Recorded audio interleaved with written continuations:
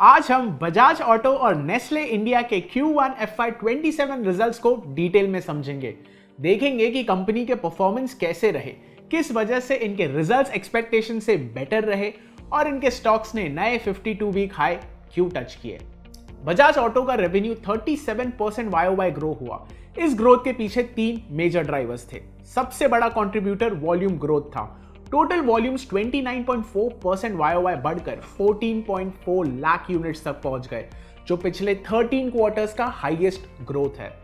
Domestic two wheeler retail volumes, जहां electric scooters और 150 to 400 CC motorcycles ने lead ली, लेकिन असली मोमेंटम एक्सपोर्ट से आया। टू व्हीलर एक्सपोर्ट 51.6% और थ्री व्हीलर एक्सपोर्ट 68.8% ग्रो हुए।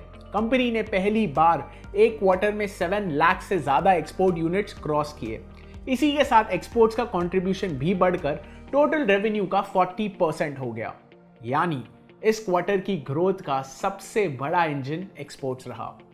दूसरा, higher realisations. Net revenue per unit 6% YOY बढ़ा। इसके दो रीजंस थे।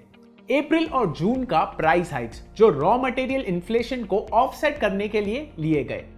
बेटर प्रोडक्ट मिक्स, क्योंकि प्रीमियम मोटरसाइकिल्स और थ्री व्हीलर्स का कंट्रीब्यूशन बढ़ा, जिससे एवरेज रियलाइजेशन भी इंप्रूव हुई। तीसरा रीजन है करेंसी टेलविंड। एक्सपोर्ट्स की स्ट्रॉन्ग ग्रोथ के साथ वीक रुपी ने भी रेवेन्यू को सपोर्ट किया।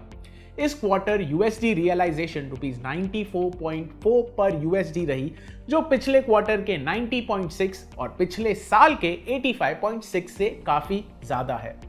और इसका इंपैक्ट EBITDA मार्जिन्स में भी देखने को मिला। EBITDA मार्जिन्स एक्सपांड होकर 20.9% पर पहुंच गया। रॉ मटेरियल कॉस्ट इस क्वार्टर में काफी बड़े थे, लेकिन प्राइस हाइक्स और फेवरेबल करेंसी ने कॉस्ट इन्फ्लेशन का इंपैक्ट काफी हद तक एब्जॉर्ब कर लिया।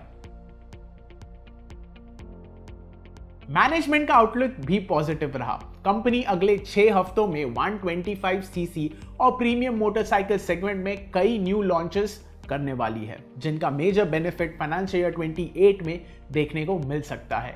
एक्सपोर्ट्स को लेकर भी मैनेजमेंट कॉन्फिडेंट है और गाइडेंस दी है कि Q2 FY27 से मंथली एक्सपोर्ट्स लगभग 2.5 लाख यूनिट्स तक पहुंच सकते हैं। ईवी बिजनेस में डिमांड अभी भी सप्लाई से ज्यादा है, इसीलिए कंपनी चेतक की मंथली प्रोडक्शन कैपेसिटी 50,000 से बढ़ाकर 60,000 यूनिट्स कर रही है। ओवरऑल बजाज ऑटो ने एक स्ट्रॉन्ग ऑलराउंड क्वार्टर डिलीवर किया है। रेवेन्यू, मार्जिन्स और एक्सपोर्ट्स तीनों में हेल्दी ग्रोथ देखने को मिली। अब इन्वेस्टर्स की नजर इस बात पर होगी कि कंपनी नए लॉन्चेस और ईवी एक्सपांशन के दम पर इस मोमेंटम को आगे मेंटेन कर पाती है या नहीं। नेस्ले इंडिया ने Q1 FY27 में एक्सपेक्टेशन से बेटर रिजल्ट डिलीवर किए, जिसके बाद स्टॉक ने नया 52 वीक हाई टच किया। नेस्ले इंडिया का रेवेन्यू 25.4% YOY ग्रो हुआ। इस स्ट्रॉन्ग ग्रोथ के पीछे 4 मेजर ड्राइवर्स रहे।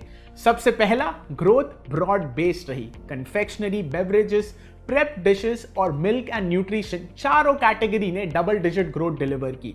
दूसरा, प्रीमियम प्रोडक्ट्स का कंट्रीब्यूशन बढ़ा। नेस्कैफे गोल्ड और नेस्प्रेसो जैसे हायर वैल्यू प्रोडक्ट्स की स्ट्रॉन्ग डिमांड से एवरेज रियलाइजेशन भी इंप्रूव हुआ। तीसरा, क्विक कॉमर्स और डिस्ट्रीब्यूशन एक्सपांशन ने ग्रोथ को सपोर्ट किया। कंपनी ने अपनी रूरल रीच के साथ साथ क्विक कॉमर्स प्रेजेंस भी मजबूत की। और चौथा, एक्सपोर्ट्स 35.6% YOY ग्रो हुए, जिससे नए मार्केट्स और प्रोडक्ट लॉन्चेस को सपोर्ट मिला। स्ट्रॉन्ग रेवेन्यू ग्रोथ का पॉजिटिव इंपैक्ट प्रॉफिटेबिलिटी पे भी देखने को मिला। EBITDA मार्जिन्स भी एक्सपांड हुए टू 24.2%। ये ग्रोथ और भी इंप्रेसिव है क्योंकि कंपनी ने इसी क्वार्टर एडवर्टाइजिंग और मार्केटिंग स्पेंड्स 40% से ज्यादा बढ़ाए, फिर भी मार्जिन्स इंप्रूव हुए। इसके पीछे 2 बड़े रीजंस थे। ऑपरेशनल कॉस्ट सेविंग्स, जिसकी वजह से रॉ मटेरियल कॉस्ट का प्रेशर काफी हद तक कंट्रोल में रहा और ग्रॉस मार्जिन्स इंप्रूव हुए।